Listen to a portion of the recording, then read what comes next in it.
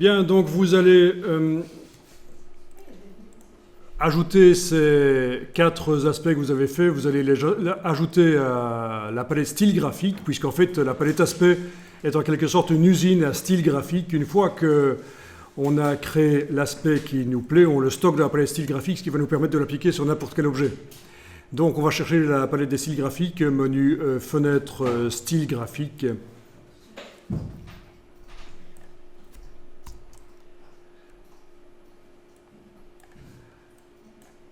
Alors, vous sélectionnez un objet, vous cliquez sur le bloc de feuille de la palette style graphique, l'aspect est ajouté.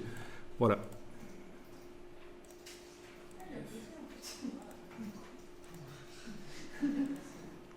Bien. Le bloc de feuille, c'est celui à gauche. Oui, c'est ce truc-là, quoi. Pour faire un nouveau style graphique. Il y a toujours plein de manières de faire dans Illustrator, hein, donc pas besoin de me dire... Enfin, si vous pouvez, si vous voulez me dire qu'on peut faire autrement, mais voilà. Donc, les styles graphiques que j'avais mis au point sont dans la palette style graphique. On va les utiliser dans un autre document. Donc, vous allez faire un nouveau document. Gardez l'autre document ouvert. Hein. Fermez pas le premier, on fait juste un nouveau document. En RVB aussi. De l'A4. Vous pouvez faire de l'A4 mode paysage si vous voulez.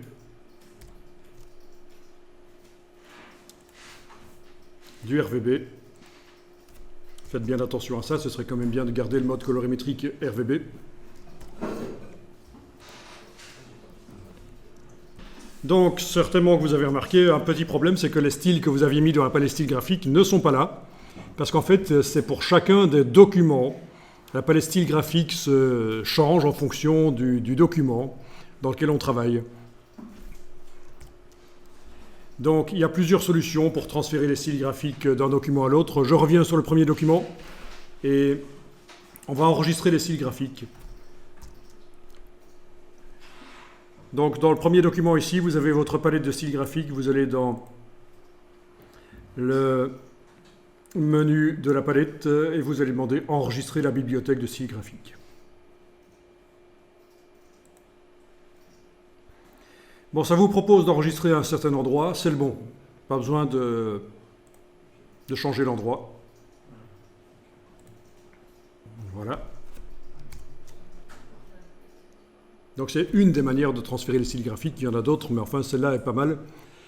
Donc ils seront accessibles pour tous les documents que vous créez. Voilà. De retour dans l'autre document vierge qui est là, on va aller chercher la palette qu'on vient d'enregistrer. Donc pour ça, vous avez le menu et il va falloir évidemment faire ouvrir. Il va falloir faire ouvrir, mais vous avez aussi la petite bibliothèque en bas à gauche, là, les espèces de livres. Ça marche par là aussi. Et vous descendez jusqu'à utilisateur, parce que c'est une palette utilisateur qu'on a enregistrée. Et vous avez normalement votre palette qui est là. La voilà. Alors, c'est une palette qui est non modifiable. C'est une palette enregistrée qui se met à côté de la palette style graphique du document. À côté de la palette style graphique du document, vous avez cette palette-là que vous avez été rechercher.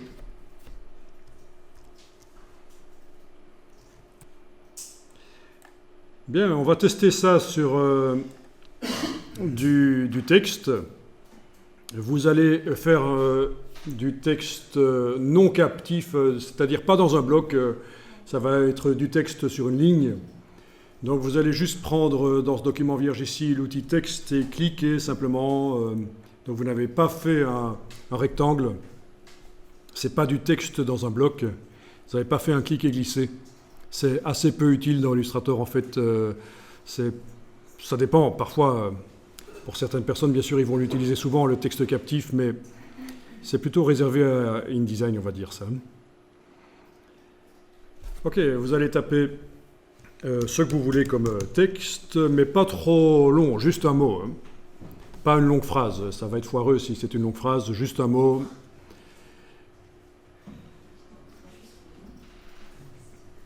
et vous allez l'agrandir avec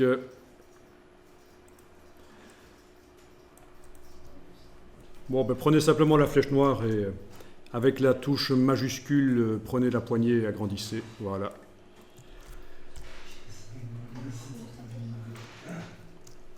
Bon, je ne me suis pas cassé la tête à trouver une police particulière pour l'instant. J'ai juste pris la police qui est venue là.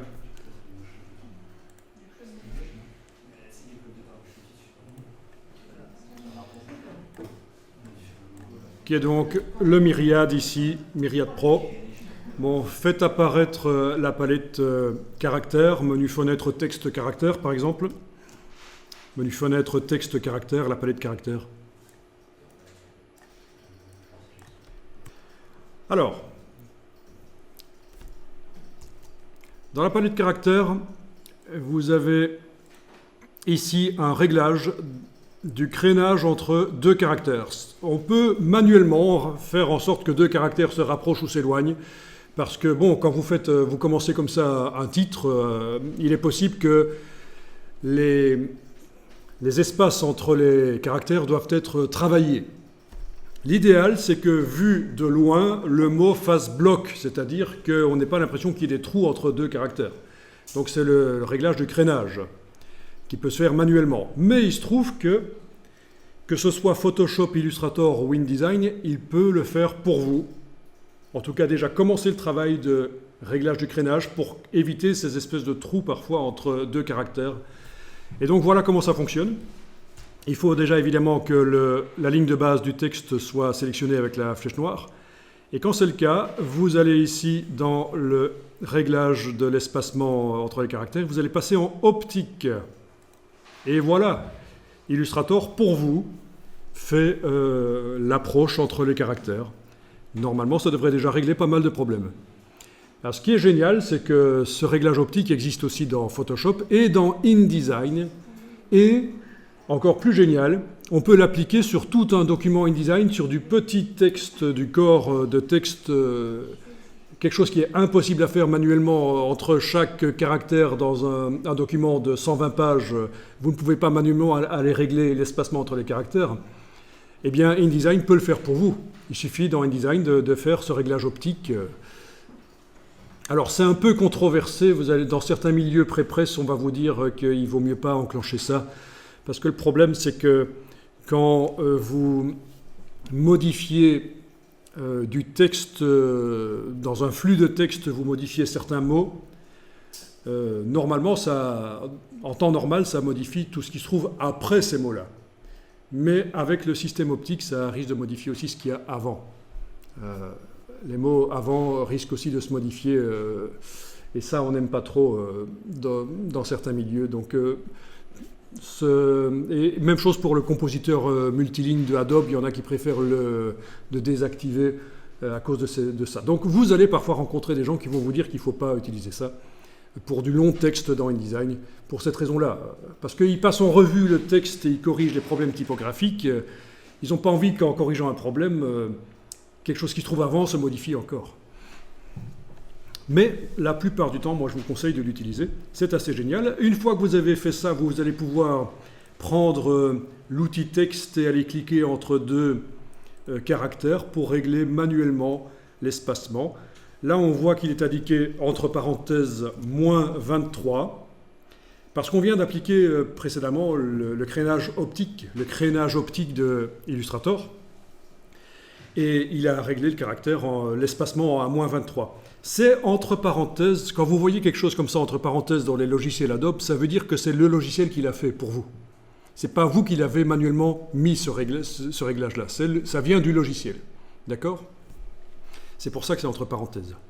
Maintenant, vous allez pouvoir modifier, et vous voyez que c'est plus entre parenthèses. Dès que vous modifiez, les parenthèses s'en vont. Donc ça fait vraiment partie du boulot du graphiste, d'arriver à faire des titres qui, au niveau du crénage, sont valables. Et ce n'est pas donné à tout le monde d'y arriver. Voilà. Vous pouvez aller plus vite avec la touche majuscule pour modifier les valeurs. Bien sûr, quand vous enfoncez la touche majuscule et que vous bougez ici, ça va tout de suite plus vite.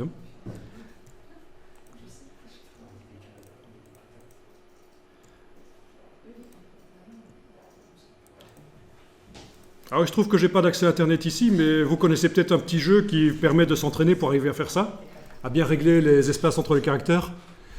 Vous allez rechercher sur le web quand vous... Oui, vous allez pouvoir le faire maintenant d'ailleurs. Mais moi, je ne vais pas pouvoir vous le montrer parce que mon Internet est bloqué.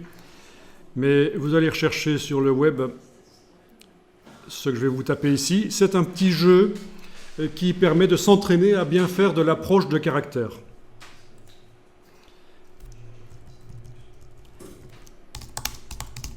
Alors, vous tapez juste dans Google ceci, The Kerning Game, parce que l'approche de pair, ce qu'on est en train de faire là, l'approche de pair, P-A-I-R-E, hein, entre deux caractères, une paire de caractères, ça s'appelle le kerning en anglais. Donc voilà, si vous tapez ça, vous tombez sur un petit jeu où il va falloir cliquer sur les lettres qui se situent entre les deux extrêmes, entre la première et la dernière, et les bouger à la souris ou avec les flèches au clavier. Majuscule flèche au clavier pour bouger rapidement. Bon, quand c'est bon, vous validez, vous avez votre score par rapport au réglage idéal.